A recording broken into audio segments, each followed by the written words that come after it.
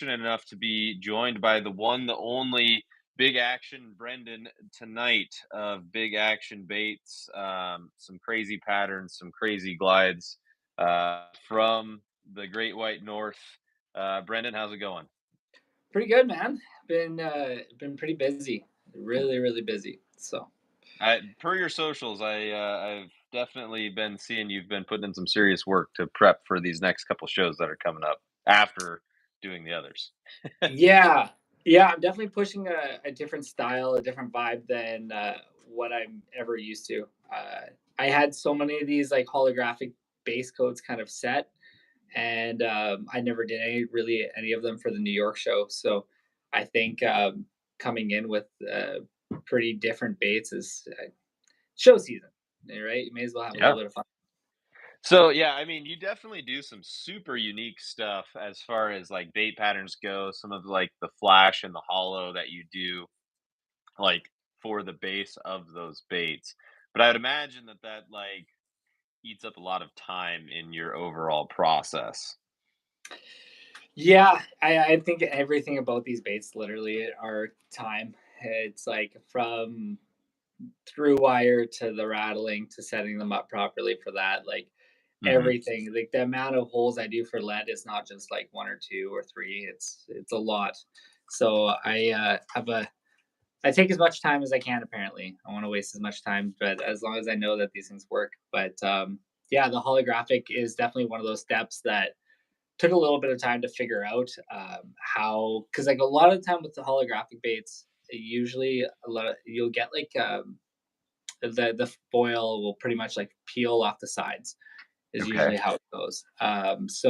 Once you have like a little bit of like that crease, you do one coat of epoxy over top, and it's going to be hanging over that crease a lot of the time. So it took me a while to figure out and hone down on like how to make these as perfect as I can without having to do like 3, 4 coats of epoxy before you even start painting on them. But Totally. Well, and you do through wire, so that's a whole nother can of worms. And we were talking before we actually hopped on here. So you do this as like a full time deal at this point. Like you kind of took the leap.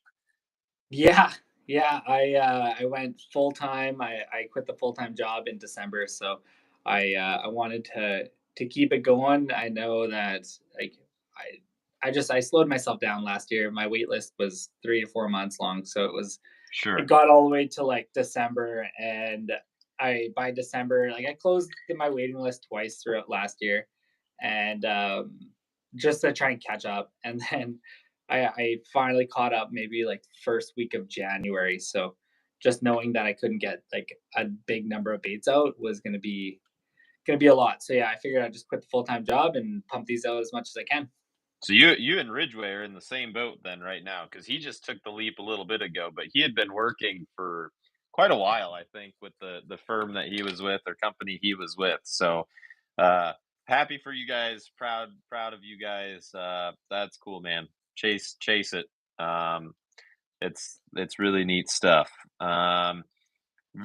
James asks, "Is holographic as hard as gold leaf?" I'm not sure exactly Um, what he means, but I'll let you take that one. yeah. So I think honestly, I found like the gold leaf a little bit. I found gold leaf easier. They both have their own issues.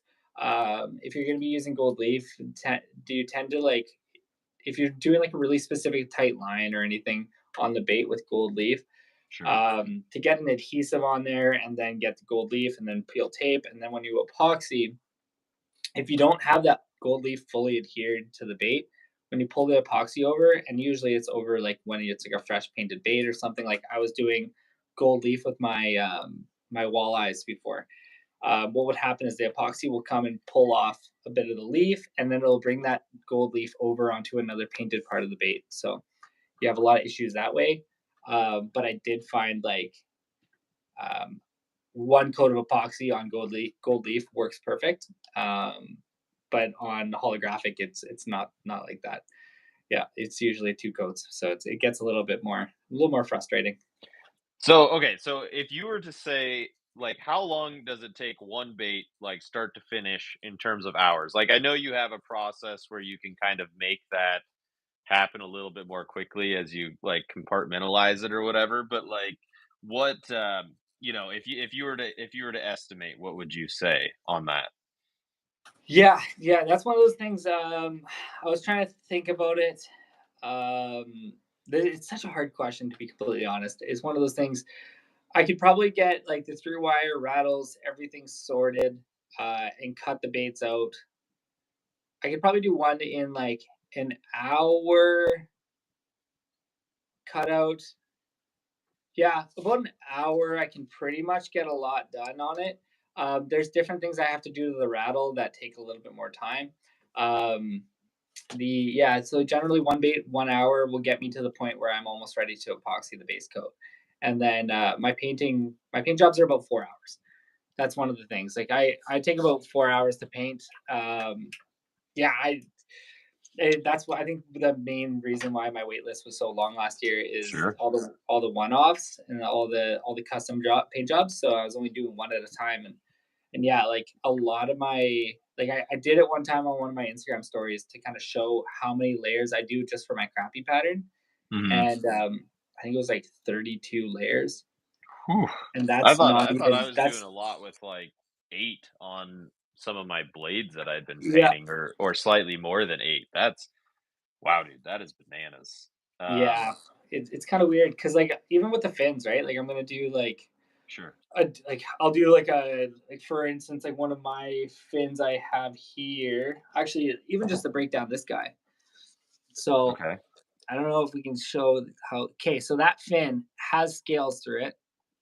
The scales, so it's actually a green to gold layer. I have shading underneath the fin. I have the fin itself scaled, and then I do the full on like 3D kind of angles. So just the fin That alone was like 5 or 6 different colors. that So pattern's bonkers. That thing's awesome. Yeah, I mean, your stuff is like next level. You're like Adam and Cole and Bucko, and some of these guys are just I don't know how y'all do it. I'm just over here painting a few layers on some blades, and I get it though too. I have a new found empathy for all you guys who do this thing, and just like if I wanted to pump out simple blades or whatever, I could just do like primer and then a couple of things, and it would look better than most oh blades yeah, or whatever, but it's like, that's not any fun. So dude, like that's it though. Like I would love to be able to do that too, because like if I could do little paint jobs, man, it would be so fun. Because like that's one thing I'd rather do is like be able to because I love painting like these baits, super crazy colors and stuff like that. That's actually why I love doing them.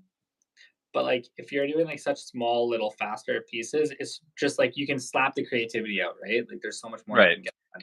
Well, I So mean, just like the little details, like you're saying, scales on the fins. Like, I mean, how long does that take? Does anybody even really notice? Like, not to undermine like the credibility of your work, but I'm just saying, like, that is an insane a detail that you have on your baits. Like the crappie that I have, I didn't notice that. So, and I would like to think that I noticed those types of things. So, like, yeah, yeah. There's some of them don't like the crappie that you have doesn't. That one I did the fins with scales so that I could feel better actually now. match. Yeah, so I was able to match the head kind of thing. Yeah, but yeah, so good on that. But no, yeah, dude, there is a point where detail doesn't matter, and or maybe at least to the like the untrained eye, detail really doesn't matter. I have this conversation actually, like with I literally had this conversation with my girlfriend today. Actually, we were talking about it, and because I was like, man, I feel like I'm doing like way too much because like just my gill plate alone, the amount of different colors and shading that I'm doing just on a gill plate, I'm like, how many people are really going to notice? Or like underneath my scaling, I'm doing all these different other shades and colors and stuff. Um, I like to think that it just kind of adds to like the whole picture of it. Sure. Where you look at it and you're like, whoa, this is crazy. But like, I don't think people are gonna be able to sit there and pick it apart. Cause like Greg Jones from Leela, I saw he had this crazy like burnt color coming in from like the belly of like one of his muskies. And I was like, it was such a small, minute color change. But I was like, dude, that looks so crazy. Like, it was like just wild.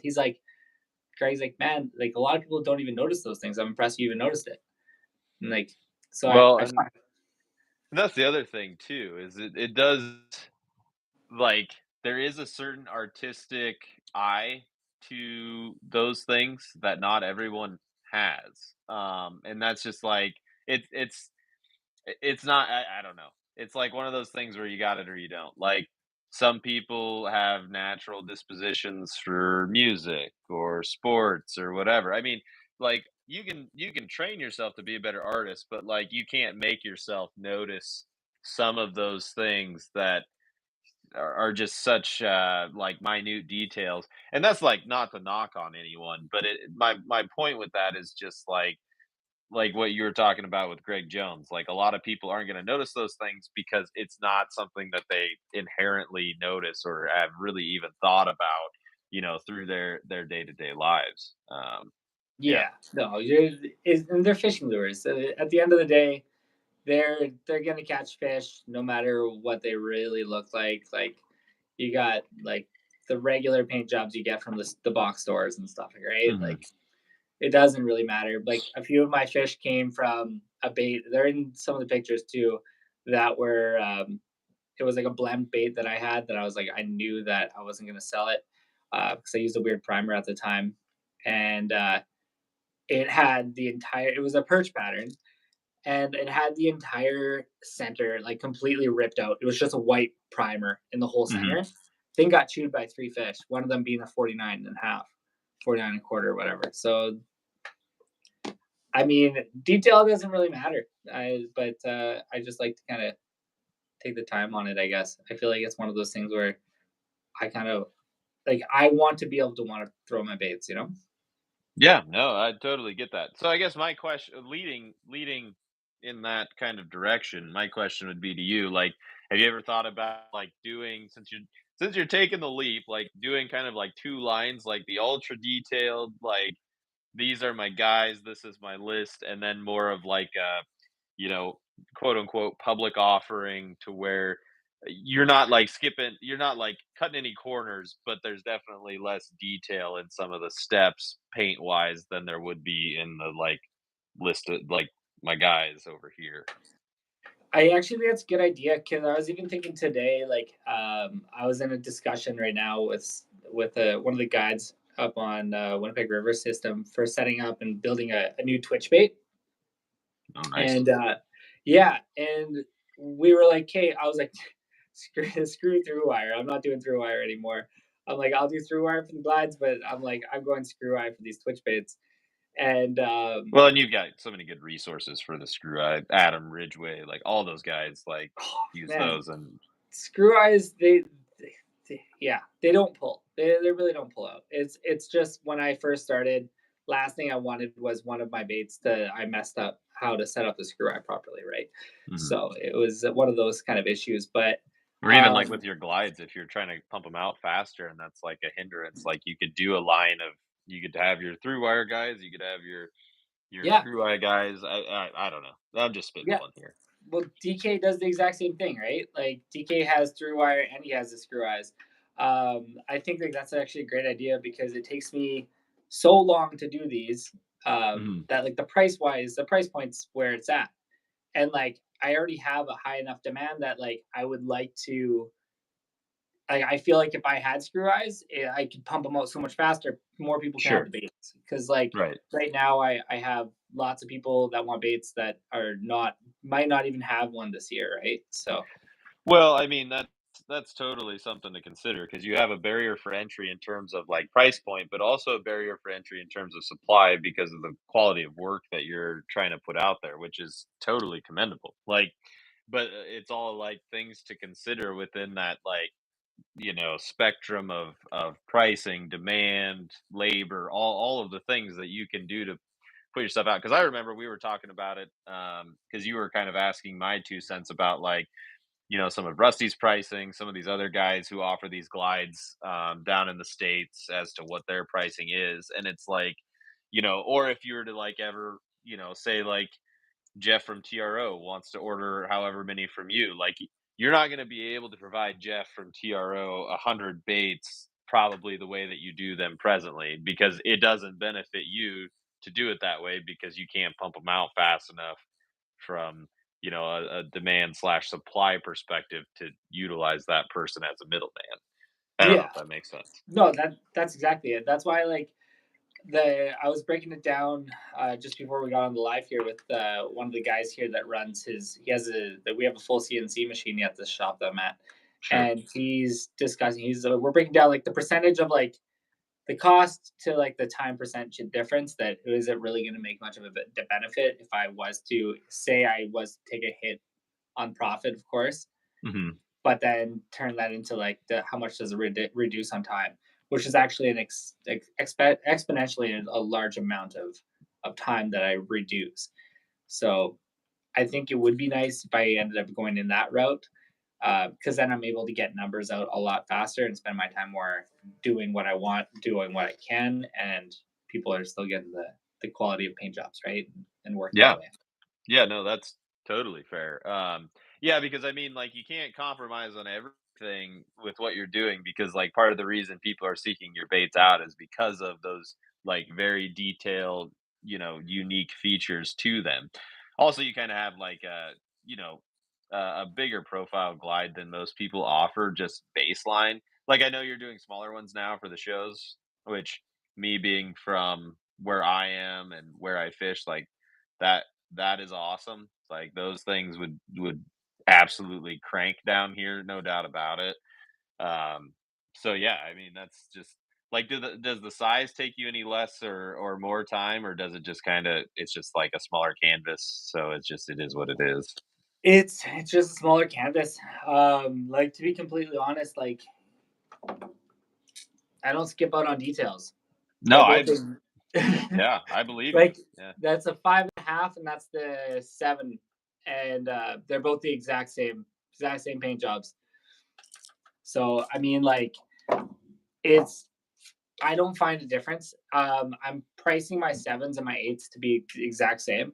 That's sure. I'm just keeping it at that so that no one's getting charged more for an 8 or whatever. Like everything's I'm keeping it the same just because my cost isn't my cost is the exact same for both pretty much. Like there's almost That's no fair. difference.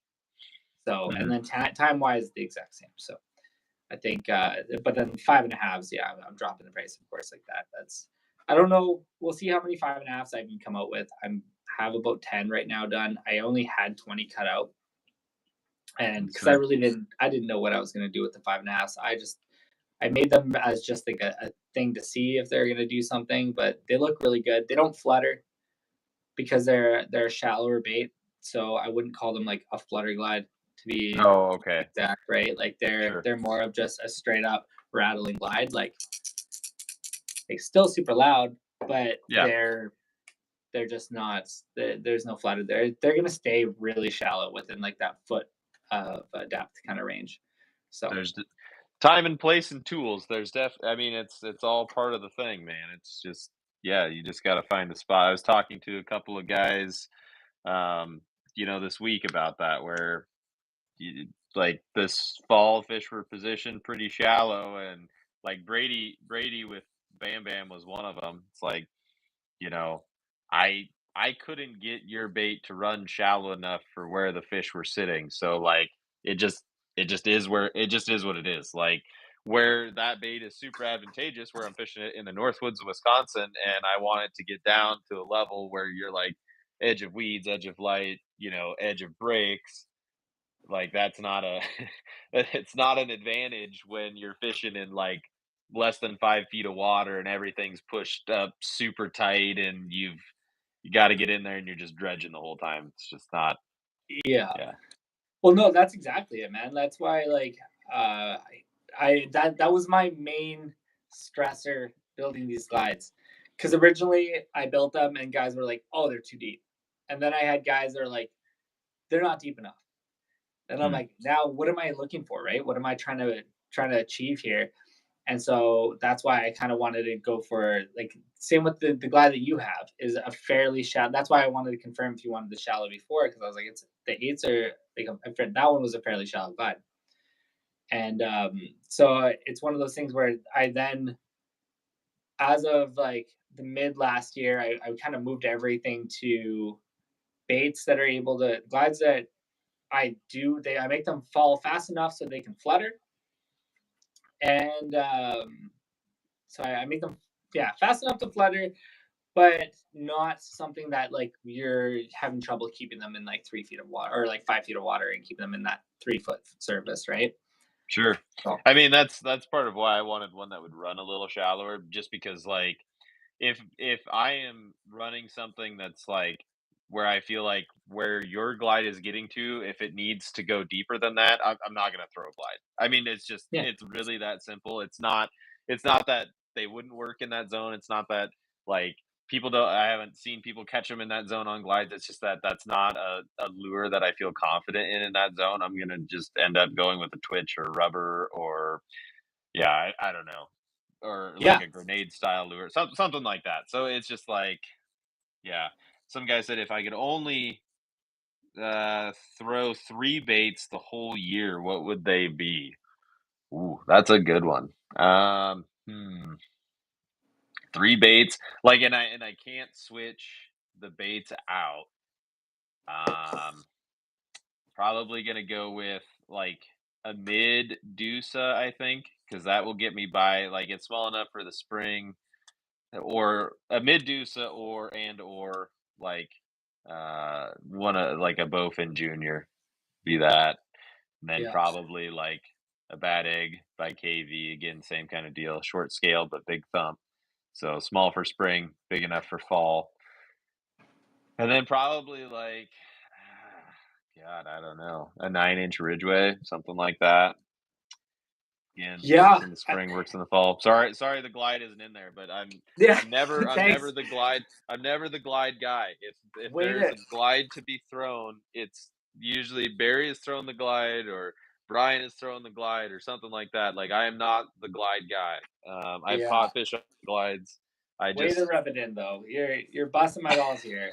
But I'm just saying, it's just part of the deal, man. Like, no, I it we did incredibly well on glides last year. I did not do well on glides. So there, I just that you can't catch fish if you're not throwing the thing. So it's just like, I mean, I've got like when Brian and Ben were here, it's like half the time both of them are on both sides of me throwing a glide, and it's like, well, that would be stupid to throw 3 in a yeah. row, even if they are working that well. So yeah, Man, that's whatever. the thing. Like for me, I only fished once last year. Crazy. My only time I fished was It's for a wild. Canadian Musky. The rest of the year I was building and I moved to the ocean off the west coast. So You know, I'm surprised you don't end up, like, catching some lingcod or some junk when you're testing those baits and those rocks like that. Like, I mean, just yeah, something coming from the depths just to come up and grab that thing. I I don't know. I've I don't even know it lives over there. Like, that's all foreign to me. you're dead But on though. I have one glide that is weighted like way back. My OG one that I first ever started building. It's super heavy because like being in saltwater, it is pretty buoyant, but because the fall ratio does change a decent amount in saltwater. I believe you. Um, but the link cod down where like pretty much 15 minutes, maybe 10 minutes away from my place, the guys that go scuba diving down there,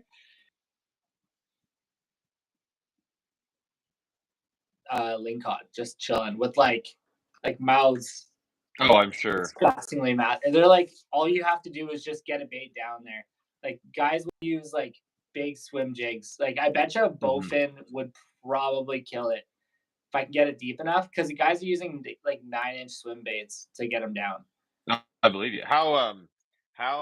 Like, how deep are they sitting? Like, are we talking like 20 feet? Or are we talking like 70 feet? Like, We're talking like you're probably sitting around that like 40 foot range. that's a long ways down there. That's It's a lot of that's weight. a long one. Yeah. Uh, Carlo asked, "Do we fish for bass?" Only when I have to. That's I don't know. Sometimes, usually with my daughter. Um, James says drop tine, spinner, Medusa, and shallow raider. I mean, that's yeah. I don't. That's a good three banger there. Um, Musky fisherman. Yeah. Thanks, James. Yeah. So okay. So you only fish once. How did you get how'd you get started in musky fishing then? Because like if I remember from some of the other pods you've been on, and like you haven't been doing it for like a terribly long time, unless I Nope. just misinterpreted that. No, you're right. I've only been musky fishing. I think this would have been 2019, was it? Or 2020? Can't remember if it was 2019 or 2020. I was an extreme sports guy, like hardcore. I mean, I'm a licensed skydiver. I was national wakeboarder. Like I raced motorcycles, like sport bikes and stuff. Done it all. Like I anything extreme was definitely my go-to. But I had a motorcycle accident where I like had 7 surgeries. So I punctured both lungs. I shattered both arms. So I was like halfway, more than halfway gone. That's for sure. So Jesus. yeah, it was wild. So they did the first few surgeries pretty immediate, but yeah, I woke up after the first 3 surgeries. But after all this, I was kind of like trying to get my wrists reconstructed because my bones were just destroyed. I broke the handlebars in half. So with my arms, so my hands were shortened like 6 inches into my arms. So it was weird. But Yikes. yeah, it was pretty wild. So good thing I was knocked out for that though. I'm very happy I wasn't awake. And I Christ. was looking for something else to do because like I was sitting around for waiting for another surgery. I think it was in September or August or something like that. Waiting for another wrist surgery. I had to get cadaver tendons put in, and I had nothing to do with myself. I was freaking bored, so I decided I was like, you know what? I was living in Winnipeg, so 2 hours away from Lake of the Woods. I grew up wakeboarding on Lake of the Woods. I've fished a little bit on Lake of the Woods, just like fun stuff, but like Mhm. I didn't like we have a giant muskie in Kenora, and I never really cared at all. So I looked for like musky fishing. I was like, man, it's supposed to be super busy. Like I always like kind of grew up like enjoying fishing. I just never really put it to like as much attention. Like when I was in kindergarten, I wrote like a letter to myself saying when I grow up, I want to be a fisherman, which is pretty cool that I'm building baits now. But Yeah. yeah, pretty random. But no, so I ended up getting a hold of Andrew Rado from Crawford's Camp out in Sioux Narrows, like Whitefish Bay, Mhm. like the woods there. And I asked for him to set me up and start like if he can guide me a couple days. Took me out. I think we got to like 4 or 5 follows before I even saw a follow. He's just like, it's like fish is there. And I'm like, oh, I had no idea what I was doing. I had no clue what I was looking at. And then got my first and second fish. My first fish on a tube. Second one, I was jigging, which was weird. We were in a spot where we were casting, but I ended up jigging because I saw one on like the down imaging, and I played with it for like 5-8 minutes, and then it actually hooked up into it, and it was like a 42 or 41, and Oh. then yeah, something like that, and then that was pretty pumped about it. That was pretty cool fish, and after that, we got to this one spot, Main Lake Reef. This was I think like the first day. Main Lake Reef. We go and we spot a giant, like a really sizable fish. And we're like, okay, get a follow in, can't get it to go. And I'm like, all right, whatever, we'll come back. So the next day I'm able to come back and we're gonna do one more day of guiding because I have to have surgery. I would say the Thursday was our second day. The Friday I was supposed to have my surgery. And so the Thursday comes around, the next day we get out again, go back to that main lake point to find that big fish that we found, and he hooks up and he's like, fish on, like this is it. So I go grab the net and hooks up. So he was, and at that point I was such an amateur. I was second day ever fishing for muskie. I had no idea like what's going on with these things. So I was like, all right, whatever. Like, it's kind of odd that fish just pop off. It doesn't make any sense. Like, I've never seen this happen. Like pike, bass, like they don't pop off. So you're just like, what the hell? So we go out through our day, do some fishing, see a bunch of fish, have fun. Um, Come back again, cast at it, nothing. So I was like, all right, well, that was great. Like, I have to go for surgery tomorrow. Like, this is it. Thanks so much. And I get a call. Yeah, no, we're closing down the hospital. We can't do your surgery. We're only doing immediate surgeries due to COVID. Mm, And so I was like, well, I'm already here. So may as well go one more day. sure. So yeah. Makes sense to So me. exactly, right? What's the point? So I went out to set that day. That was the third day. Same thing. We fish all day. We go to that spot uh, during the day. Don't see anything. Go all the way out. Uh, the thunder and lightning starts coming on the other end of the lake. See the storm. Front's nuts. Like winds picking up. Things are getting pretty hype. And we're like, okay, this is like great fishing time. Me, I'm like new fisherman, so new musky angler. So I'm like, let's get off the freaking water, man. Like, I don't want to be here. I don't want to be on this. Like, what do you mean this is good? Like, this is not fun. And so I was talking to him for it, and Adam, what's up, bud? Top line Adam. I wish I could do three people with this because it would be awesome to have you on as well. Because I know Oh exactly what you're doing. You're building baits in your god, basement or garage. yeah, I'm sick. Yeah, and then we get up to the last spot. My phone's blowing up. My girlfriend at the time's like, "You gotta get off the water." Like Andrew's phone's going off. Like they're like, "We have to get off." So let's just get to this last spot quickly. This is the place where he lost that fish, and what we had as a follow was a giant. So we're like, this is gonna be big. Get there. My first cast on a tube, I lock into a fish. I'm like, no way. I'm like, this is it. This is the one we just saw. Bring it in. It's like 27-inch pike, 28-inch pike. Boat flip it. And I'm like, where the hell was that fish? Next cast, bang. As soon as it hits the water, first pull in, lock up. First, I thought it was in rocks. And then I yanked it again, head shakes. I had it. And so Nice. I was bringing the fish in. Um, Boat side was horrible. I was trying to bring this thing in, and I got pulled around the boat twice, 2 full laps, like trying to get around the windshield and everything else. It was horrible trying to get around the trolling motor. I just had no way of controlling what the heck this was, and we put in the. He got in the bag, and he looks over and he's like, "I dare say what it is," and I was like, "What do you mean?" He's like, "I dare say the number." I'm like, "What number are you talking about?" And then he's just like, let's bump it. So we bumped it, and he's like, there you go. He's like, it's 50 and a quarter. And I'm like, I didn't know 50 even mattered. So I had no idea what the hell Depends on musky who you even. are. Yeah, yes, okay.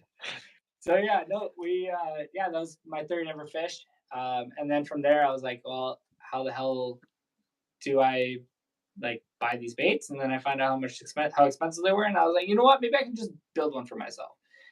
And then I started tinkering Sure. around, and yeah, I got into it that way. And it's kind of weird though, because I started building cranks, and I feel like there was cranks were like the whole thing I've ever seen when I was up at Lake of the Woods. So Hmm.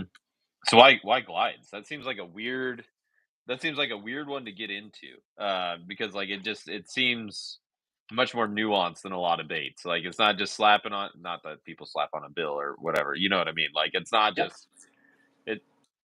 It's not like you're just hacking up a bunch of wood, right, Bucko? Or rasping a bunch of wood. Oh man, yeah, no, that is one of those things. I went into the glide bait because I like we've caught some big like 43-inch pike on these baits. Like my dad was crushing on the cranks. It's Sure. actually pretty wild. But couldn't get any muskies on these things. And so I last couple of years I had glides kind of in my mind because I've seen glides crush it, or at least I saw them move fish like crazy. And I was They looking do to move myself, I'm fish. like, yeah, yeah, they always move fish. Like It's a they gr- may not it's a catch. great it's a great bait to find out where your fish are living. That is for sure. Yeah, yeah, exactly. So I mean, like that's where I was like, you know what? if there's something that's gonna follow my bait, I'm probably gonna try and make it glide so that I have a little bit better chance of catching a muskie. Sure. And yeah, so that's why I started trying to tinker around with it. Never really got anything going. Um, wasn't good. It wasn't none of my baits were really that good. And then I got into it last year, or I guess end of 2 years ago. It was like what 2023, end of 2023. I Yep. figured out a glide that actually I got the weighting right, and I sent it over to Mueller, like top line Adam. I sent him Snapchat. I was like, dude, what do you think of this? And I'm like on the water, and it's like it's full of glides. What is this? Big pike muskie. Glides. Like, oh yeah, yeah, seriously. Adam, we literally pumped like on his glide or on the glide I was using and his dipstick. We absolutely like moved so many freaking fish when we were around Lake of the Woods, which was pretty nuts. But yeah, no, like I with the glides for me, like I got them going that winter pretty much, and then from there started. I met up with Adam. Adam told me to send off these baits to a couple people that he knew, and just so that they know how to fish these glides really well. And I never threw really a glide at all, so I was like, screw it, I'm gonna try it out. Send it off to a guy. That first weekend, the guy sent me I think 4 fish pictures, and I was like, I guess they work. And the way I started developing the glide is that I did it with a rattle in there. My idea is that at that time, my view was that glides aren't a very loud lure.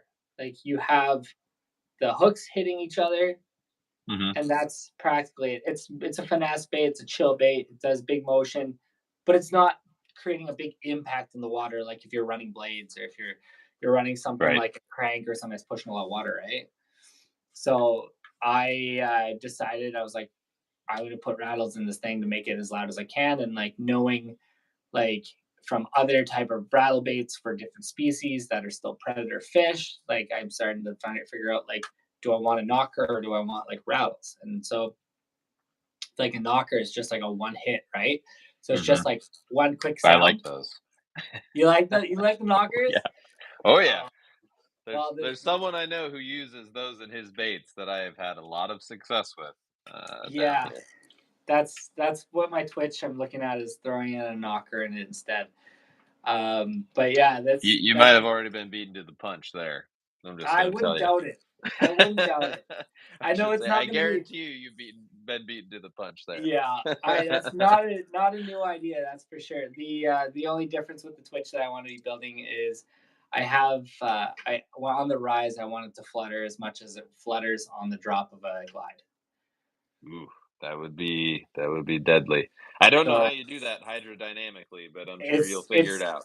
yeah, it's that's what the glides pretty much ran as is hydrodynamically. So I got the idea. We wrote out all the specifications today. I cut out one blank, so I'm gonna get that all weighed and stuff when I come back from the shows. But That's dope, dude.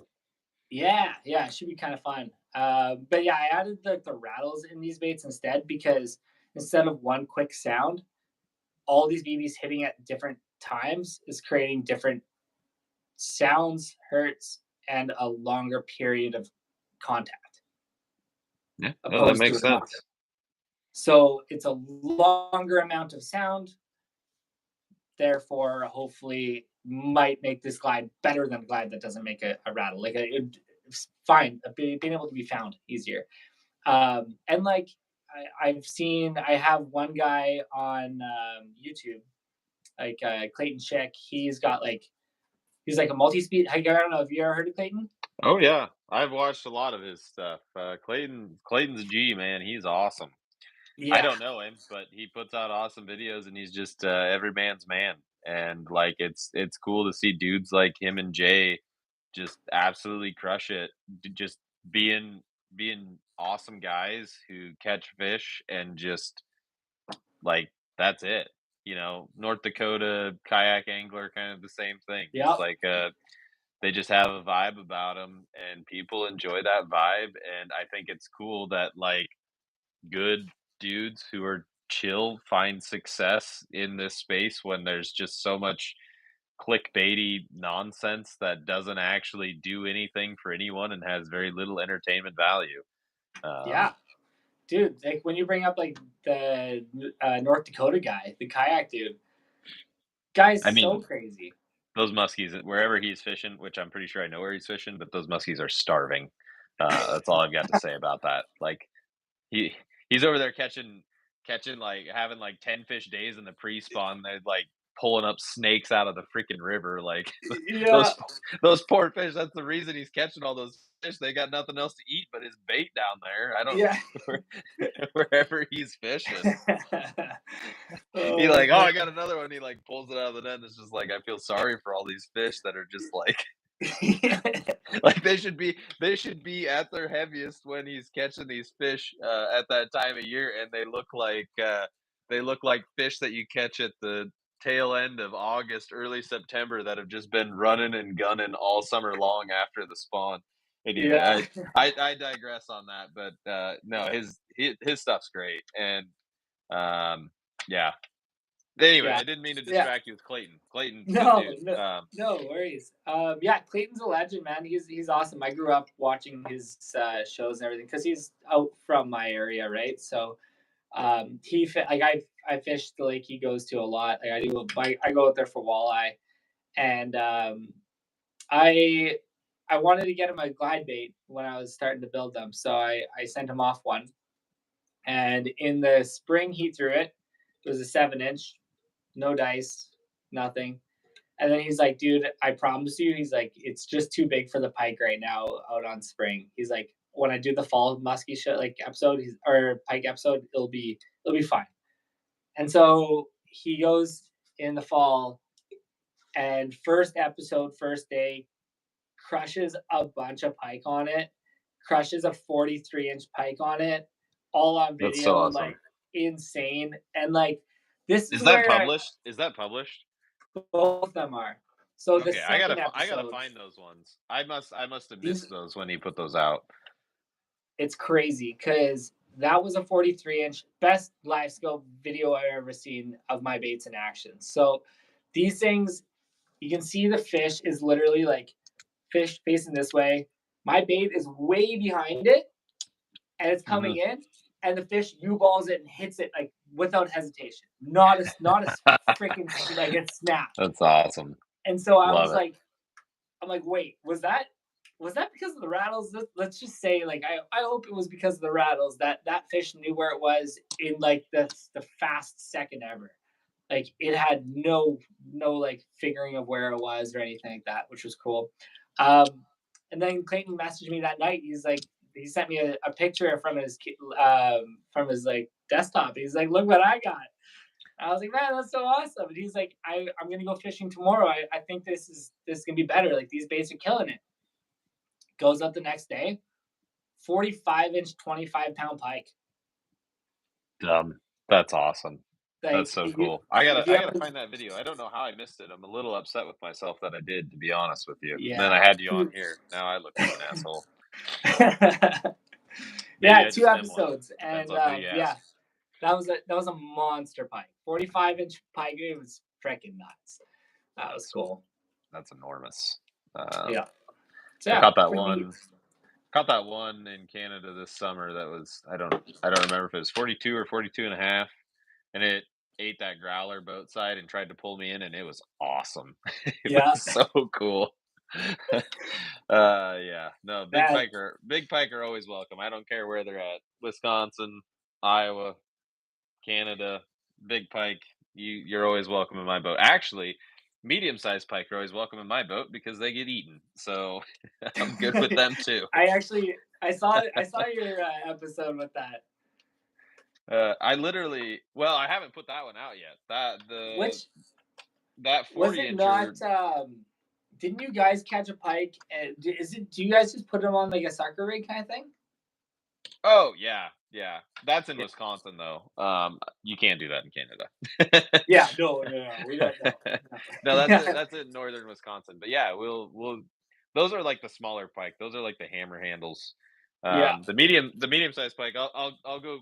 show you what we turned the medium-sized pike into because we cracked into one of them today. My good friend Barry does some awesome work with pickling. So all the medium ones get turned into this good stuff here, and they are delicious. All delicious pike. Willow loves it. She was Like chowing on that today. like Bob says, they're for pickling. I've never had a pickled pike. It's so good. It's It, so good. And I mean, really. there's like no medium reviews of pickled pike. It's people either love it or they're not a fan, and I love it. That's wild. I feel like I got to try it because like I've definitely never had I've never really eaten pike ever. So Oh, I you're making a mistake if you're not eating pike, especially the medium-sized ones. You can do anything with them. You can fry them, you can grill them, you can blacken them. You just got to know how to clean them, and that's where people get hung up is they don't know how to clean them, and then they get pissed when they get Y bones in there, and then they're like, "Oh, these freaking snake fish, gross." Yeah. Anyway, but yeah, I mean, and you can pickle them too. So like, there's just so much you can do with those fish, and it's just all good.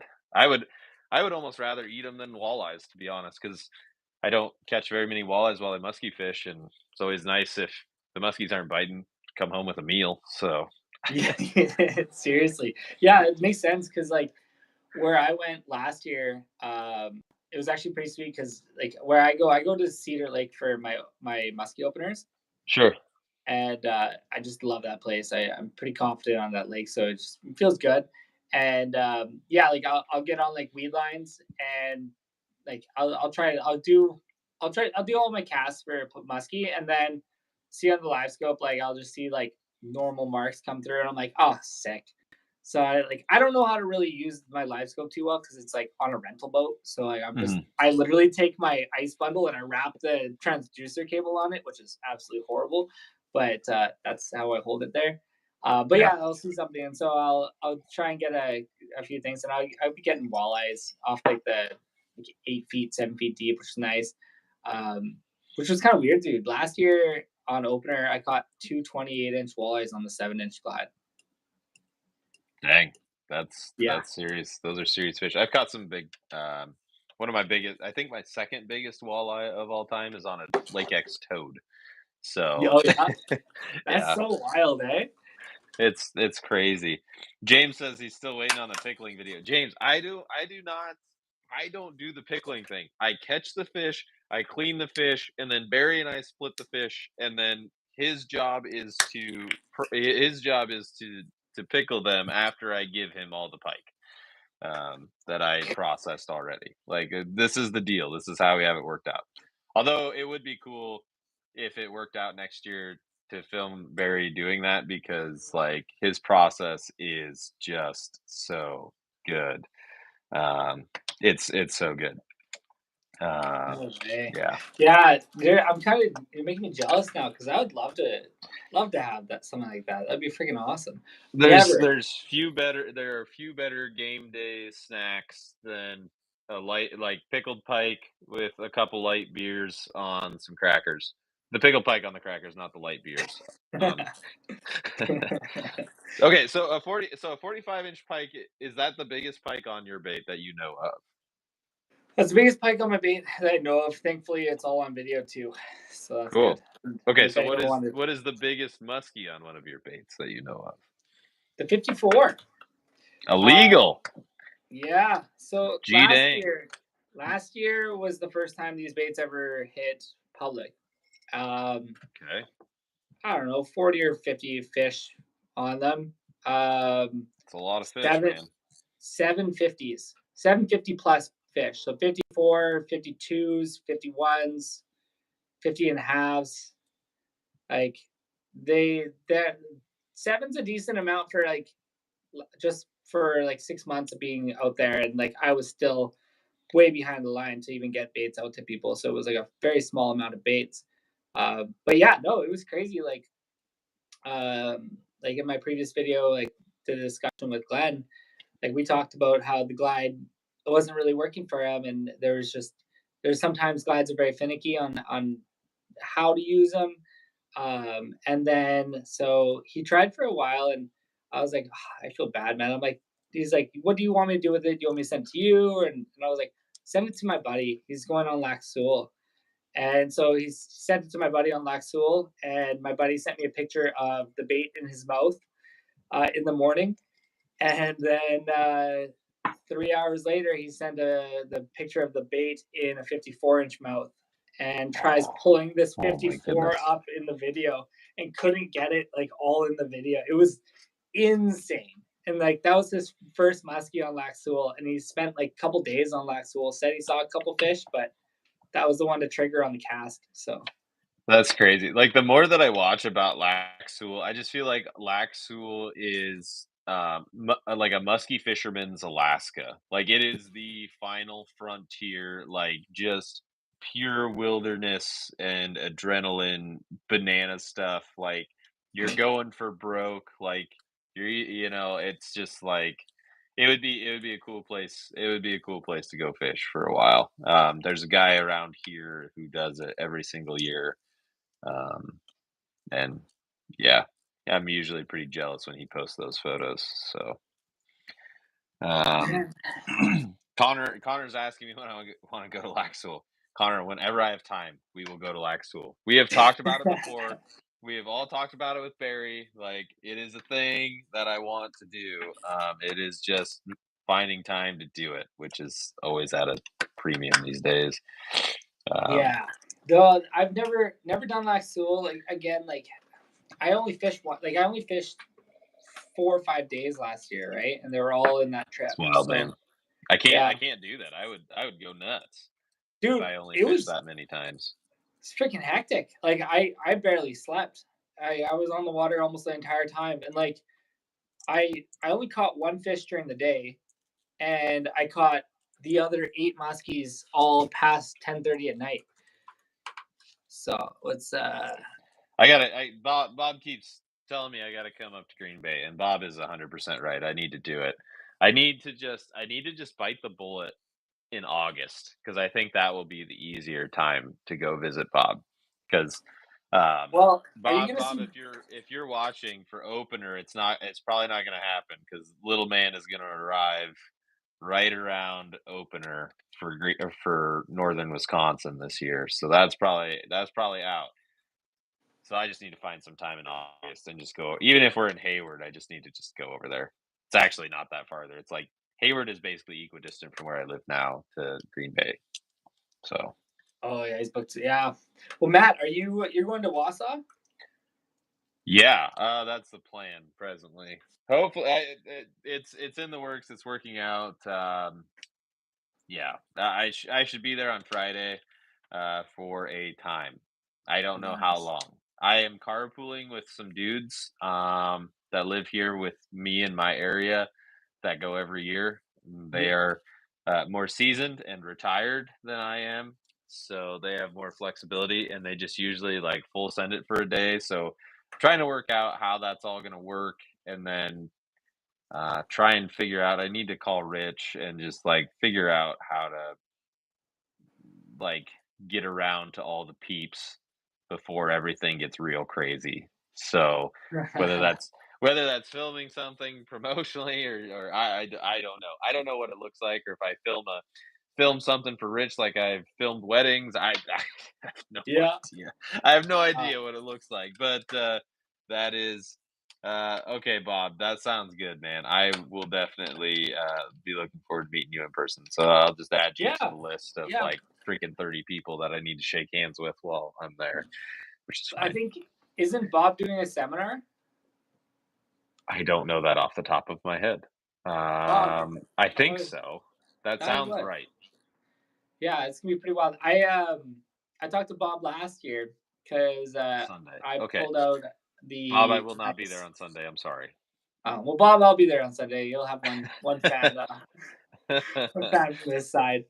But yeah, we talked because I did some Green Bay Packer baits. I don't know if you ever saw those things, but Mhm. yeah, I'll be. Bob is the Green Bay guy. You need to definitely get him one of those. Yeah, I'll. I I know think he I I got. know he's not a big fan of like super expensive baits or fancy baits, but I feel like he might make an exception for one of your Green Bay glides. So Yeah, yeah, I think I'm gonna bring 2 or 3 maybe to the Wausau show. that'd be cool, Definitely, dude. probably 2. I think it'd be kind of fun to just do that,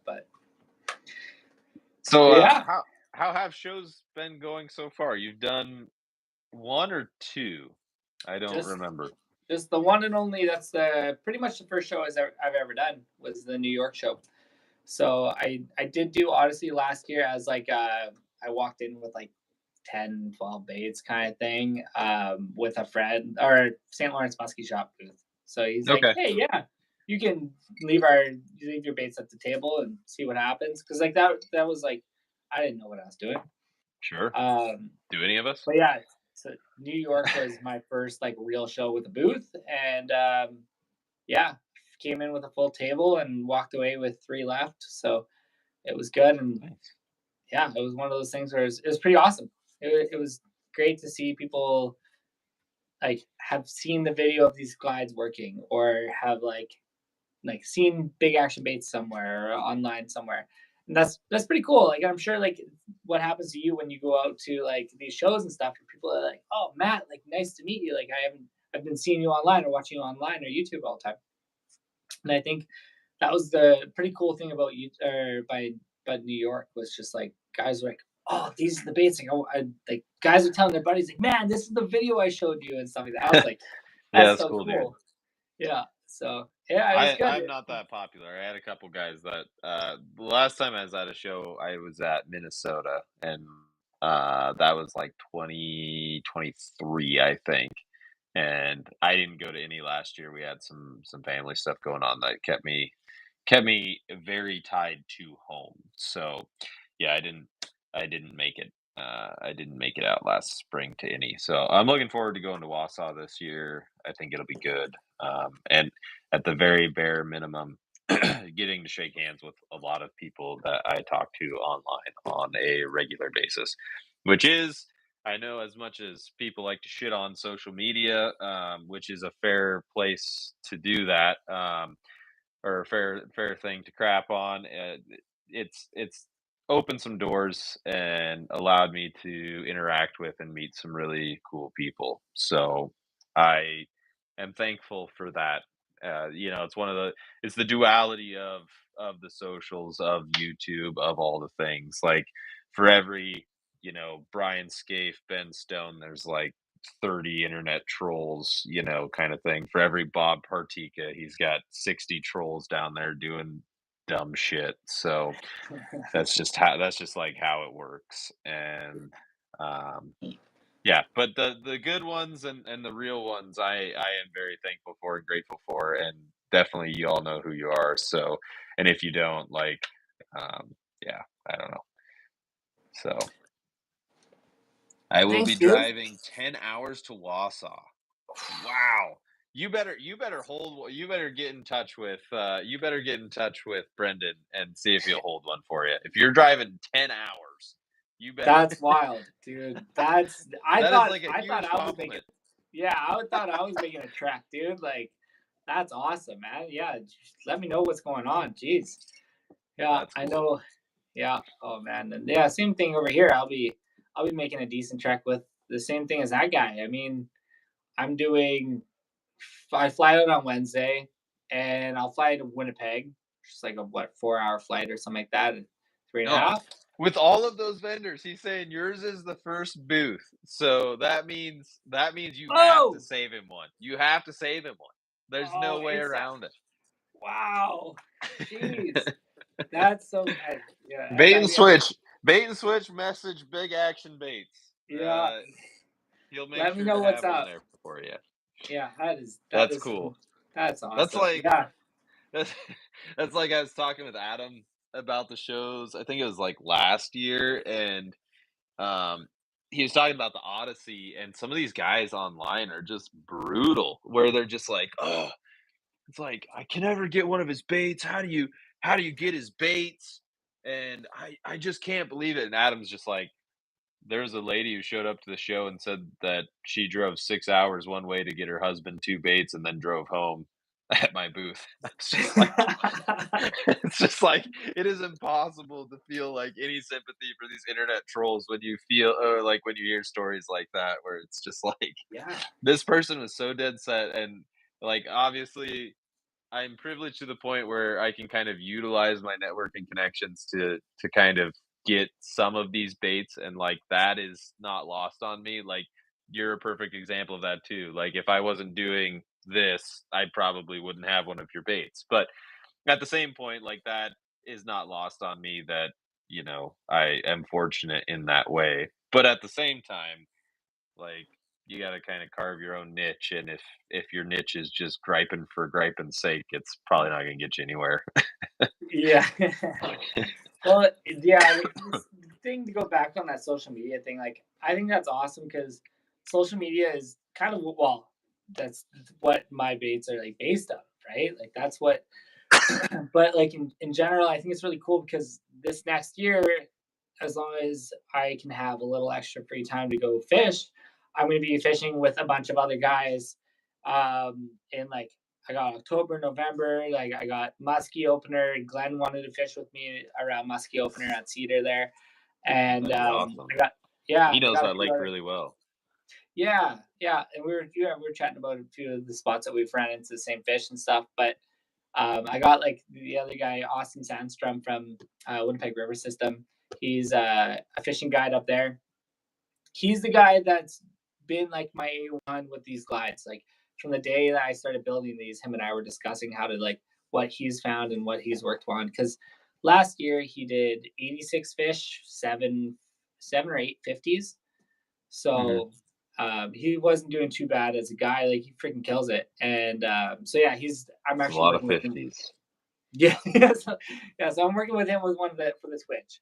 But yeah, I'm gonna go fish with him as around opener as well, just because like it's freaking nuts. Like he put, I think it was like a 52 on the boat on opener.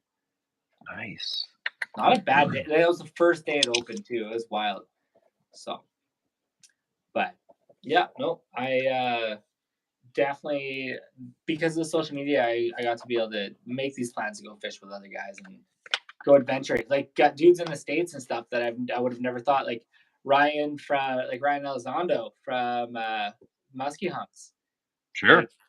Like dude's a ferry drive away from me. So and he's like You wants should to go. definitely go fish. He invited me to go fish with him. I would love nothing more to go and make that happen. He has some insane water, and if nothing, even if the fish aren't biting, it's just beautiful because I know Yeah, exactly what lake he is on and where that thing is positioned in accordance to some of the mountains around there. Dumb. It's that's just nuts. dumb. It's just dumb. It's crazy. It's all tigers too, eh? So Yeah, we were but his we were his aren't natural. yeah. Yeah, yeah, we were talking about that. He's like, man, wouldn't it be cool to like catch a tiger on one of my musky patterns? And I was like, that They would are be pretty sick. cannibals. Yeah, because I mean, I don't know, like paint patterns. I'm not a big paint pattern guy.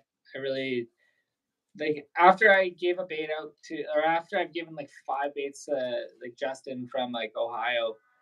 He's put multiple fish on every single glide pattern I've given him, from loons to muskies to pikes to perch and crappie to like. So I at this point I'm like I don't know how much colors really work. Like the colors matter that much. Maybe clear water. There's something, but I think you're getting into like a very interesting like sliding scale of influence, if that makes sense, where there are a lot of variables and factors that play a role in what the fish do. And it's like color is definitely one of them, but it's like it's not like high it's not as high on the list as others. Like in my mind you've got like weather and or actually no, I take that back. You've got time of year, weather, moon, like, time of day, location. Um, you've got, water temp, which relates to time of the year. And then you've got like weather leading into the day that you fish. And you've got all of these factors that play a role. and color is in there, but it's just not like it's not as high as time of the year because time of the year is going to dictate all these other variables that will dictate what you throw and how you throw it and what you do with what you throw. And yeah, I guess that's kind of where my mind goes. And I definitely have colors that I'm more confident in, and I feel like water clarity moves the influence of color. Um, Whether that's like dirty water influencing the color that you choose to stand out more, or clear water for me influencing the color of it being like more natural, Yeah. to kind of just coordinate with what they're eating naturally in those systems. So it's just like it's all an effect size. Yeah, Connor says it's everything works as long as it's chartreuse. I mean, yeah, where I where you actually fish primarily, yeah, yes, that's true, Connor. man, I heard what Wausau and everything, everyone like is getting into like the fluoro greens, so I Yeah, started you going like Flowage Green. Didn't you have you like ever I've never Wisconsin? Come on. I don't know what it is. Flowage walleye, that looks awesome, dude. Yeah. You Yeah, I better went watch out. There's gonna be people doing Green Bay tackling trying to get those Flowage walleye ones. yeah, right. How many Well, baits you got there? Like, show some stuff. Okay, all right. yeah, Great I got minds a think alike. You were kind of doing the thing as I was saying the thing. yeah, I Sorry got for a all those few. listening. So this is the one I just posted. Oh God, stop. So yeah, so every single one's gonna have that strip, be able to see it easy, but full on like I mean this guy another one off that did really well last year. So I wanted to mean, go that way. to quote Nate Budd, "Sex sells," and Yeah, that's what you right. got there. And then yeah, so this is like a purple pink foil. And as I said, like you can see those Dude, that thing looks so good. and you can see those scales. I tried matching the scales from the head to the fin and obviously it's God. triple gill. But yeah, no, and then like as you can So see, is that one's name Joker? Because this guy commented, "Joker needs a new home." yeah. Is that the actual? Is that the official name of that one? I've never named a single one of my patterns, but a lot of guys have What? said You it called it should. Joker. So That's like half the fun that I have with like doing the blades is coming up with names for the colors that I do. So you that's got the so Joker funny. and the Flowage Walleye. And what Yeah. else you got there? Well, that's I didn't know. I wanted to call it like the Disco Cisco, but Hey, that's dope. Disco Cisco works. I think I'm yeah, gonna try that's and do like a sexy shad. Like we were talking about that some, and yeah. I'm trying to figure out how I want to layer stuff to make it work because I think it'll be Yes. awesome if I'm able to do it. That's a it's a gold holographic underneath. Oof. So I don't know. I can't really get the light going on it, but Oh no, it yeah. looks great. And then obviously I do my loons. And so the loon is actually like a colored epoxy underneath just for the wings. Huh. Wow. Yeah. There So there are there are a lot of loons, but the juvenile loons that the muskies eat don't look like that. I'm just gonna be honest with you. yeah, yeah. They are Very brown. yeah, definitely. And then yeah, when you start looking at the little 5.5 little guys, so Yeah, but those look awesome, dude. yeah. So So I mean, they don't shake and rattle. They don't shimmy on the way down. I mean, they rattle. Yes, sorry. They don't shimmy like the bigger ones. they Because won't shimmy like you're yeah. telling me The reason my 7 incher won't shimmy quite as much as the 8, but it still should. yeah, yeah, exactly. So the thing that kind of matters the most between these guys is pretty much the weight at this point. All of them are the exact same shape. Everything's the exact same like weighting situation. But the only thing about them is that if I put No, them, that one's cool. Just a little yeah, river minnow kind of color. look at my face there. Yeah, yeah. Actually, this is a glitter base too, so it's Dope. super hard to see, but it's all. So Connor asked what are they made out of? Can you give away the wood or just wood? Is that what you're going for? Oh no! Did I lose you? No, you're good, man. Nope, now you're not. I don't know what just happened. Oh no. I think he just might have hung up on me. I don't know. I don't know what's going on here. I've never had this happen before. That's unfortunate. I th- I think I think either his phone died or he accidentally hung up. I'm not really certain. But well, Connor, I'll text you and let you know what he Am says. I Oh, he's back? still there. He's back. Yes. All right, good. I can I hear don't you. know what happened. All right, all right. I dropped my phone in the lake trying to send videos to people of my baits. Okay, so I'm using a loaner phone at the moment. It's Connor brutal. says tell a joke, Matt. Everyone knows that I'm not funny, so that's not gonna work. Especially Connor. Just start singing like Blippy or something to tick him off. Oh, yeah, no. Yeah, the glides are made of cedar. I built them Okay. all out of cedar. They are all through wire. They all run super well. Yeah, cedar is like the main thing. I made sure that they rattle really well. That was like another one of my things I wanted to make sure was obvious, is that they're loud. So They are indeed. That one is very loud. Connor, Connor is commenting tractors, oh tractors. So but Connor's other good friend also has a very small human at home, and both of our small humans watch Blippy. So when our brains are mush and we need to annoy Connor, we sing Blippy songs. So that's just how it goes in the boat these days with oh little ones at man, home. I don't blame you on that. That's uh, we nuts. we went to Blippy Live with Willow, and Connor got a lot of Snapchats that night. Oh God, oh that's great. Okay, so let's see. So we did show season so far. I've got a list. I've got a list here. So Wow. yeah, no, I'm like prepared. I know it's weird. Most of the people in the podcasting slash live space just kind of go in with nothing. So which don't get me wrong, I didn't come in here with nothing, but I'm not gonna say that I didn't write those down in like 120 seconds. Yeah. So anyway, on to the next thing. Future of big action baits. What are the goals of big action baits here? In the future. Yeah, it's that's something that I'm asking myself lately. It's it's one of those things. Right now, glides are going great. Lots of people are seeing them, buying them, whatever. Everything, the business itself is going really well. Um, I would love to hold on to it as long as I can and continue building more baits and stick to doing this full time.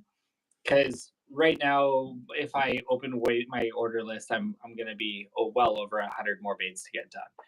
So Sure. I will set because yeah, with waiting list just on my website right now, I'm sitting at almost Wait, 50. you time out. You got a website? I have a website. Oh, I didn't know that. Okay. Well, that's good. I will try and find that to link it in this thing. So that's good to know. I did Yeah, not know that you had one. Sorry. bigactionbaits.com. There is a piece on it that says sign up with your email for a chance to make it onto the waiting list. Um, I'm at over about 50 right now that are on that. So then on top of probably in the last 2 months, I've probably had about 50 or 60 messages for people being like, "Hey, can I buy two baits?" And I'm like, "Sorry, I'm closed at the moment, but like we'll be able to rock something out soon enough." So I'll be able to do about on a order list. I could probably crush out another 100 to get out. So Sure. That's on awesome. top of the 100 from Minnesota and Wausau that I'm going to be bringing, I do have time to be able to build these, and it does look good if I could stay with just building and not having a full time job on top of it. Dude, that's But awesome. Proud of you. yeah, thanks, man. Like, it's actually funny because you and I tried contacting you, Mister Matt. Messaged you a long time ago, and Did I you was like, really? yeah, I was like, can you guys? Will you take one of my glides? Like, just throw it. And you're like, I don't know if I'll have a chance to throw it, but you wouldn't say no to it. And I was Yeah. like, damn it. I'm like, I he's mean, so that's right. like that's like the most honest answer that I can give That's people. legit though, I, because I like would. I would give you that same answer today. I mean, Yeah. even knowing your glides, because like I can the biggest issue is I can only throw one bait at a time. It's not that like I don't want to throw them. It's not that I don't appreciate like what people are doing or trying to put baits in my hands. Yep. Like that's just the God's honest truth when it comes I was down gonna to it. say, like, the reality of it, like having this type of like channel, I'm guaranteed you probably get those messages a lot more than not. Well, and the really crappy part for me is, like, really the only thing that I like, that I can guarantee bait makers like you. I just had this conversation with another bait maker very recently, whose baits I featured before, and I'm just like, I can only guarantee that I can put them in front of a camera for a tackle talk, or, like, if we find time, we could do a live, we can do like, those things, like, those are the guarantees that I can provide you. I can't guarantee that I'll have a fish on your bait. Like, I Yeah, always use I because always no. use Bucko as an example. Like, Bucko is, like, literally the best dude and, like, makes awesome baits, but just for whatever reason, like, I haven't I haven't gotten a fish on camera for him. I've lost a couple of fish on his baits, and it's just crappy luck, and, like, there's a very specific, like, niche for his baits, but um, that's like the example that I use, just because it sucks. It sucks for him, but it's not that his baits don't work, and it's not that his baits are bad. It's just like there are variables that I can't control always when it comes to Oh the fish. man, I don't Um, doubt it. Like, and Bucko's a legend. I actually got to meet him in New York. it's so Guy is awesome. hilarious. I've never like he's just got good vibes, right? Like he's just Oh like yeah, you meet him, totally. he's just an awesome rad dude. So Well, he yeah, no, that's actually funny. he actually hangs out with one of my buddies that I met here. So Andrew Gret was a guy. So his wife was in school, like vet school at Iowa State, and I don't remember. I met Andrew randomly when we were both in our own boats, and then we started fishing together, and we just really jived and vibed, and I miss that dude. There's a chance that he will be relocating to Madison because of his wife's like pathway or Yep. fiance's pathway, and I would be so happy to have him back within like a 2 hour and 45-minute drive, because I know for a fact he is just a crazy dude and does wild things. But anyway, I like hooked him and Bucko up and they fish together, so it like makes my heart happy, but sad Yeah. that I can't fish with him. Oh Um, man, yeah, that's legendary. That guy, I had such a good time with Bucko the New York nights. New York nights were also really fun. Sounds like it. It sounds like Yeah. I'm too old to do those things anymore. I I yeah, I was quickly humbled about how old I felt there. Wait. So how old are you? Are you closer to my age than not? I feel like you are. I'm 30. Okay, so you are. So I'm 33. So yeah. Yeah. Yeah, we're kind of right there. Yeah, Yeah. I came in it's a there guns different blazing thinking I was gonna handle it with the no. fishermen, all the bait No. builders. I think you can. Those guys, there's a different breed out there. No, because I know Justin and I know how big Justin is, and I know that there were some guys out there that put Justin to shame. So so Oh man. I know for a fact I would not be able to hang. That's hilarious. Lost out Bob. nights. I'm glad that I have kind of a unfortunate, what's the word I'm looking for? I have to leave. Like there's just no way around it. So Don't worry, Bob. We'll make it. We'll make it a night. do you ever spray scent on your gliders? That's actually a really good question. I've never done it. I've never sprayed scent on anything, to be honest. Dude, to be completely honest, I only fished my glides at like my only trip last year. That was my like I was told the fit like I've only known the glides worked by all the fish pictures I was getting and all the people saying they worked because they're sending me photos. They were catching all the fish. Mhm. Sure. I myself didn't get to catch a fish on them or even cast for them until my musky opener.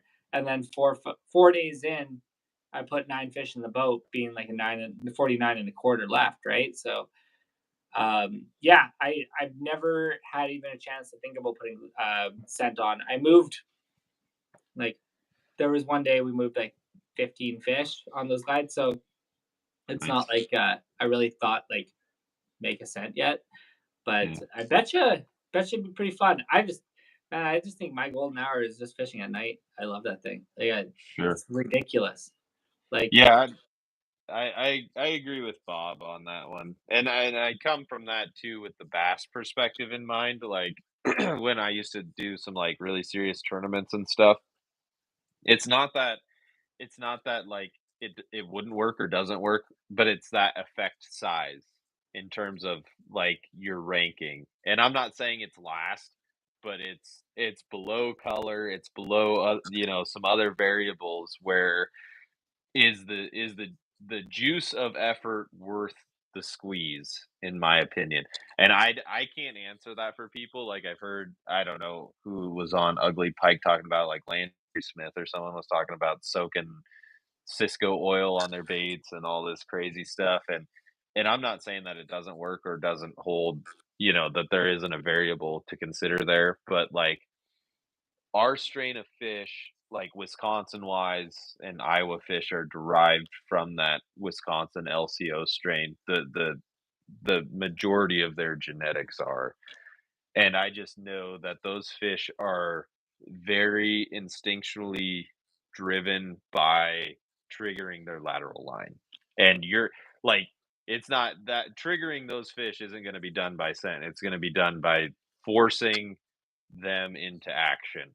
Now, I'm not saying that I haven't messed with Minnesota fish enough to know if that would hold true. I haven't messed with Canadian fish enough to know if that would hold true. But, like, the Iowa strains that are derived from Wisconsin strains and the Wisconsin strains that I fish for, it is just straight up, and this is, like, outside of Great Lakes stuff, like, that Bob is fishing, but those it is triggering and hijacking their lateral line for a split second and forcing them to make a choice that they don't want to.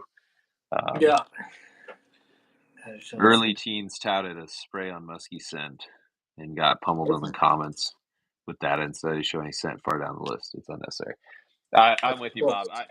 I I just don't. I just can't see it being a juice versus squeeze thing. I mean, they're hitting stuff that doesn't even look like fish half the time because it's triggering them to do things. Yeah. Um, it's sound, it's vibration, it's lateral line. Smell is a factor there. But I mean, if we're being 100% honest, our significant others are already pissed enough at us for going fishing for a day that we like smelling like dead fish is probably not worth the squeeze for the success rate when we come home. I don't know. No, I know that you do, Bob. So I know that like you are with me on the inland strain triggering Wisconsin fish, and I don't know. Feel free to call me on my BS if you think that like my um understanding of fish's lateral lines and triggering those inland fish is off base or not. But that's just kind of uh, I've seen enough of it, and that's where I'm at. That's why like everyone wants to crap on live scopers. No one wants to talk about it. It's like I really couldn't be less concerned about live scope in some of my places and areas. Just just just because like when I've seen fish on side imaging, when I've seen them on down imaging, if they are off the breaks, if they are sloughed off into deep water, it's because they've already eaten and they're just hanging out down there. They're not as vulnerable to fishing pressure as they would be otherwise. That's not to take away from other locations where they would be more vulnerable, but like our fish have kind of a built-in way to kind of guard themselves, I think. I don't know. I'm not a fisheries biologist. This is just conjecture based on my time on the water, but I don't know. Yeah. No, Sorry, that Brendan. I just kind of got on my soapbox there for a second. Don't mind me. man, I'm just soaking it in because, like, again, like I wish I was a bait builder that's like, hey, I'm on the water like X amount of days a year, right? Sure. That's just one of those things where last year I didn't stop building. Like I had my full time job and then I'd build. Like Hmm. it's no chance. This year I want to kind of live a little. Yeah, But but like you're doing the right thing though from a business perspective. And I'm not a businessman. I've been in education my whole like adult life, but um from my 2 cents, it's like like you know that you cannot be, you know, on the water all the time, but you're doing your best to work your connections to put your baits in the hands of people who are on the water more than you. And yeah, I think that's really all you can do. And it sounds like you're putting them in the hands of people who are way better at fishing than me. So I mean that's a good thing because it sounds like you're getting some pretty serious return on like those baits it's from big it's fish too. yeah, yeah, definitely. The amount of 50 is like it's cool to hear like the biggest being a 54 is not a small fish. So, No, and it's I cool don't that know if I've ever seen a 54. Maybe one, maybe yep, one. up in Canada or Wisconsin or like Minnesota. What are you Um, saying? well, I take that back. Maybe two. Um, I, one on Mille Lacs and one in Canada. Ah, So I yeah, don't know how big the one on the lax was, but it was very large and it was very sad when it came off. I know for a fact that it was over 50, and that's all of that I know. And it was not my fish to lose, but I will say that if you are not changing out your hooks on Musky Innovations baits as soon as you get them, you are making a mistake. That's all I'm gonna say about that.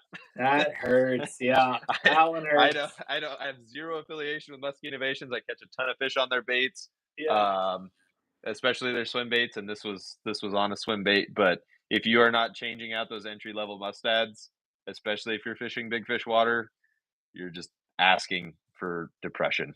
yeah. That's all I've got to say. Delegation Um, goes a long way. So just having a team of lads you can trust to put the time in. Yeah, exactly, Cody. no doubt. Um, yeah, like it was kind of cool. Like I talked to a guide yesterday. I saw him just pumped fish the last couple days, and I was like, dude, where are you fishing? Like, I didn't know anyone's catching 50s right now anywhere. And he's like, yeah, I'm in Virginia, and I was like, no way. I'm like, dude, like, obviously you guys throw glides. Like, what kind of glides are your go-to? What's the depths? Just so I understand, like, if people are crushing fish right now, I kind of want to know what would be like one of the better running glides that are out there that are doing whatever depth that they like to fish, right? Hmm. And then this guy has like 30,000 followers on Instagram, pretty big guide, and he's he's like, yeah, so the he's like, I was just looking at your profile, and one of my clients got the most eats throughout the day, the several eats throughout the day, was actually on your glide. He bought it from the New York show. I'm like, dude. I'm like, I That's want to see awesome. some of these. Yeah, he's like, he said there's a body side footage of a fish eating right, like body side. So I'm assuming they were standing in the river or something, but I don't know. I don't know anything about what a bot. I was seeing boat side, but then he said body side, so I got confused. But I don't know what that means, but sounds I don't cool. know, but it said that was both like boat side, body side eat. So I'm waiting for the footage of that. But it's really cool to know that my glide somehow already made it down to Virginia from Yeah, like well, the New York show. there's some serious fish. I know Bob just mentioned Sam Scott. That dude is he's always on them, and he Yeah, catches some freaking monsters out of those rivers, and that's it's cool yeah, to that was watch. him. Yeah, I was chatting to him about it, and I was pretty impressed when he said that his client, his actually, so he was fishing with the son and the father, and the son was using my glide, had a few eats on that, and then the father caught a 50. That was like Yep, just a few days ago. that's awesome. Yeah, He's another one that like I don't know him, and he probably has no idea who the hell I am, but that I like. I'd be like, I'm proud of you, bro, because like again, it's just a dude who just worked his ass off to make a living out of musky fishing, and he like owns his own tackle shop, and he like does his own yeah, outfit stuff, and like does some videography. Like, I mean, the dude's just absolutely cranking it and crushing it. You know, I don't know him at all, but it's just it's cool to see when people do that. Obviously, there's probably sacrifices being made somewhere because like you just can't do that I mean, he's either sleeping like 3 hours a night, which is a thing that people do, or like, yeah, I don't know. So, I don't yeah, I don't know how, because like this last like week has been a grind on me. Like I don't know how guys do it like regularly, but me being up till like in the shop till 12 at night and then back in the shop at 6 in the morning has been brutal. So I oof. don't know how guys do it. I'm one of those people that if I don't get 8 hours, I hurt all day, and that's it hasn't I been 8 hours sleep in a long time. I like painting those blades, but I think if I was running that schedule, I would be done with it real fast. It's kind of like guiding for me, where like I feel blessed to be able to do it, but also blessed that I don't do it so much that I burn myself into the ground doing it. Because there's a lot of times where I really enjoy doing it, but there's also a lot of times where I like say, we're in Wisconsin during the summer and we have a cold front come ripping through and it's like, whatever, 52 degrees in the morning and it's just awful out there and it's spitting rain and drizzling and it's like I am really happy that I do not have to guide today. Like I can choose to not go fishing and it's okay. Like Yeah, Gus doesn't have that choice. Like Taylor doesn't have that choice. Like they're out there fishing in that and it would be miserable. Um, yeah.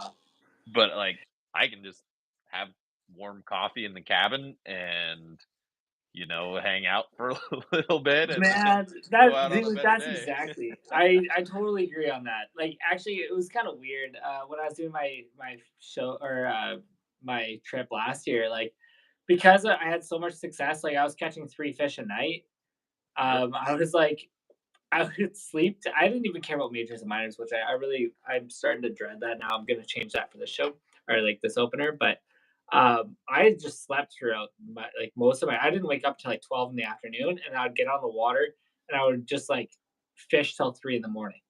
And the only I time I'd mean, ever really catch would be between that 10:30 to 1 in the morning. there are windows like that, and the only way you discover those windows is, just being on the water. But it's nice when you do discover them because you can get really efficient. Like I don't remember when this was. I think it was before.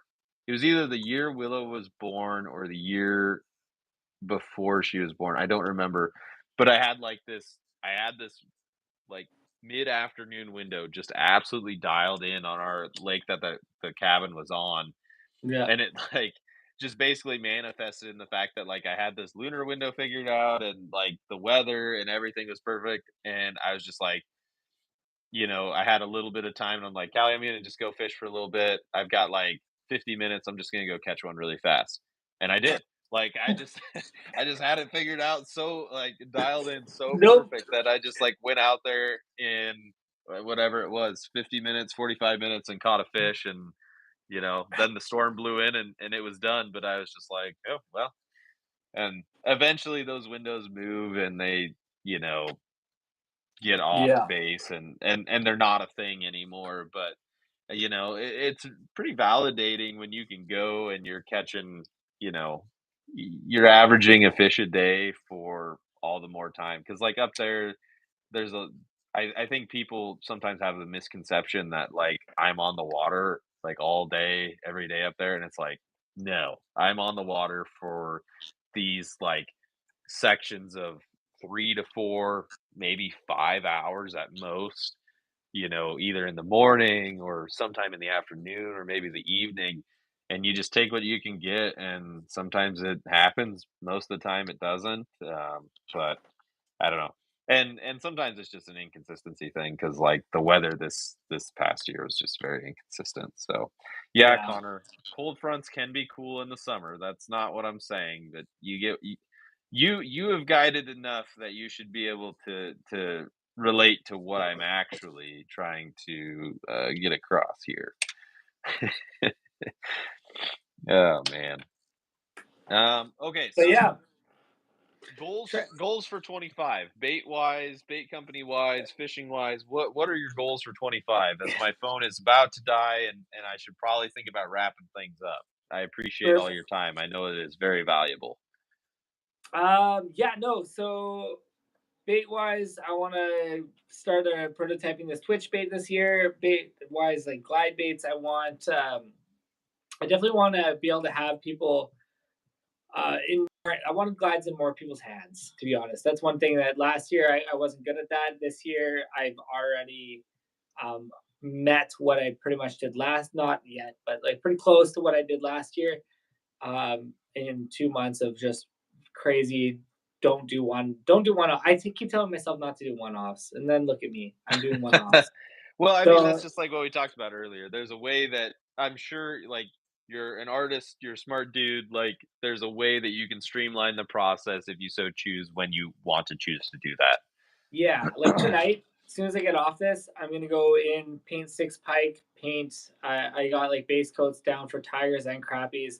They're a little bit different, but not a big difference. So I got like 15 baits to paint tonight, and it's just gonna be like a mission.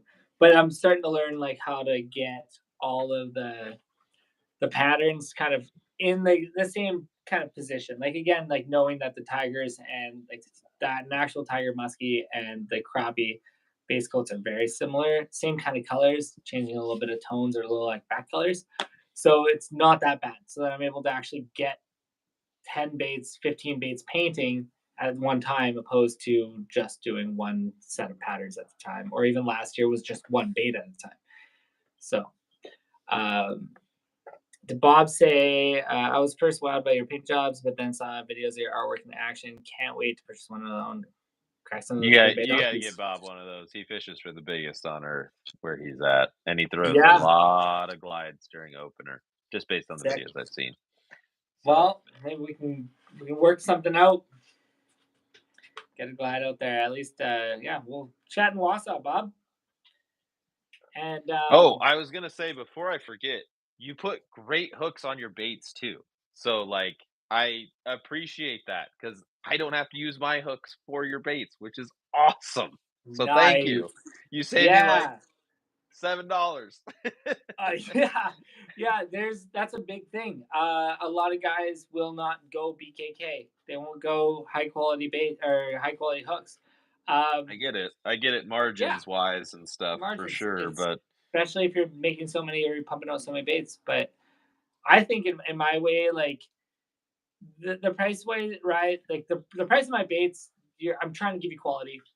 sure. And I mean like the four odd bait or four odd baking or BKK is like they're short shanked, they're wider than the Mhm. body, great hookup ratio. They're sharp as hell. So like I'm trying to give everybody like that nice cat. I'm trying to This is Monty. He's my bro. He's waiting for me to sit on the couch so we can just yeah. hang out for a little while. That's what he's doing. He's telling me it's time to chill. I just want to give everybody like the easiest rat way around like actually catching put it like just put the hooks on yourself. I don't put hooks on the baits. I refuse to do that. But then other than that, yeah, like BKKs, I feel are so sharp. They're so solid. They Like are. I'm I used trying to them give somebody the last year. best. Yeah, they're trying to give somebody the best chance they can on these slides. But yeah, you notice that too. Like they're pretty solid, eh? Oh, Bucko. The Bucko has made it in. Bucko the man. We were just talking about you a second ago. I guess someone's ears were burning. So Yeah. yeah. No, yeah, the BKKs are great. They're basically like I love those owner the ST36s, the wide gap, short shank, very sticky. I love them. Yeah. Yeah. Like I honestly wish I would have kept track of like percentages before and after I started using them because I think it would be market like you know 25 to probably 40% better hookup ratio Oh. to like land ratio. I mean it's definitely striking, but the BKKs are just basically a bigger version of those because like only go to 3/0, and the BKKs, if you buy a 5/0 BKK, that thing is like basically a 7/0 hook. So Yeah, that's why I do. Yeah, the I four love rod. them. What I do. And everybody's all the baits come with the tied tail. My Yeah, girlfriend's those tying are those awesome. tails. Oh, Yeah, so good. so she's I was tying the tails last year, and I'm not the greatest tyer, but she came around for the New York show, absolutely slayed it, and then she's been sending me videos. She's on the other side of Canada right now, but she's been sending me videos of all the tails that she's tied, and they look absolutely insane, like You got a winner crazy. there, dude. You got a winner there if that's the case. If Yes. she's like jazzed to be tying tails for your baits, better Amazing. lock that up. Yeah, seriously, like, I mean, 100 tails for her to tie just chilling, like, I'm very impressed, and, like, they're insane. They look great, so Her and definitely Thatcher's wife could be bros, I feel like, because, like, hanging out with Thatcher, we're just chilling, talking muskies, and Jody's over there just, like, ripping through baits, just tying no skirts like way. crazy. Yeah. Oh, yeah. She is awesome. Oh, that's so She funny. literally tied the one that I was crushing with in Canada, she tied it in front of me what night was it? The Friday night I got there or whatever, tied it in front of me, Thatcher slapped it all together, and yeah, caught just it was just awesome. So, Just pumped them. yeah. That's funny. Anyway, dude, Yeah. my phone is about to die. I'm so sorry. So No worries. I appreciate you taking the time. I'll let you get back to bait building, and I'll see you in Wausau soon. Pump anything that you want to. Take this time to pump all the things, do all the things. I'll try and find your website and get it on here too. Yeah, for sure. So if you guys want to contact me, I mean, I have my Instagram, which is just Big Action Baits. Same with my Facebook page, Big Action Baits. Message me whenever you want. Honestly, I'm working on baits 24/7, so my phone's always around playing music. I'm always down to chat. And then if you guys got to get a hold of me on the website, just to pump in your email or anything like that in my waiting list, it's just www.bigactionbaits.com. And yeah, it should make it pretty easy to get a hold of me. And yeah, no worries there. And Bucko, I'm sorry that you came down so late. That's a bummer.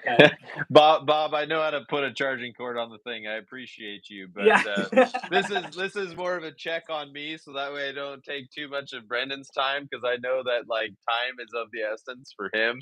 Like yeah. I'm like Adam. I could talk muskies all night long, but it's one of those things where like he's got work to do, like quite Yeah. literally. Yeah, oh yeah, yeah. No, I got a few hours of 5 hours or so to go still tonight. So be a late one. Yeah. Well, I appreciate you, dude, and I appreciate you taking the time. Looking forward to running that crappie this year. I don't know when it'll happen, but it will happen at some point. Probably it may end up being closer to the fall, but who Yeah, knows? I I don't know. It's just it's all vibes. I don't blame you, man. Like it's one of those things. Yeah, I know that size is not the greatest for anytime early. So yeah, just thanks for having me on. I really appreciate it. It's been awesome chatting. It's good to get away and actually chat a little bit. No doubt, dude. I appreciate it, and I will see you hopefully in Wausau. That should be a thing. Perfect. See you later. All right. Later, man.